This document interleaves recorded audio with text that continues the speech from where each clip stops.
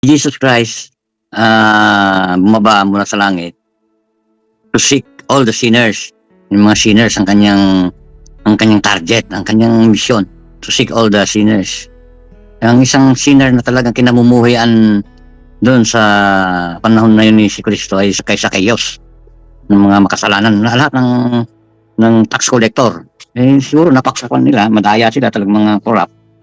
Tuloy naalala ko yung at present times, yung mga tiga BIR, yung mga politiko na corrupt, no? Kaya yung corruption are the oldest profession.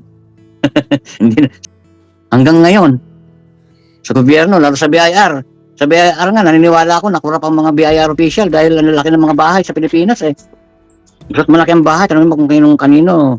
Na ano yan, pinangganito sa BIR. Lalaki ng bahay.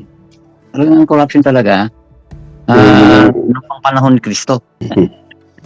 Pero during the Bible times pala, may corruption na eh. Hanggang ngayon, lalo sa Pilipinas. Kaya dapat itong mabasa o ma-encounter na itong pinag-aaralan natin ng mga politiko at saka mga tiga-BIR.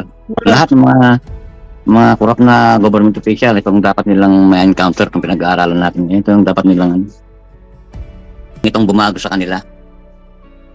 Yung ating pong pag-aaralan ngayon, yung topic po natin is about kay Zacchaeus po, the tax collector, the chief tax collector. So, scriptural passage po natin is matatagpuan sa Book of Luke, chapter 19, verses 1 to 10 po.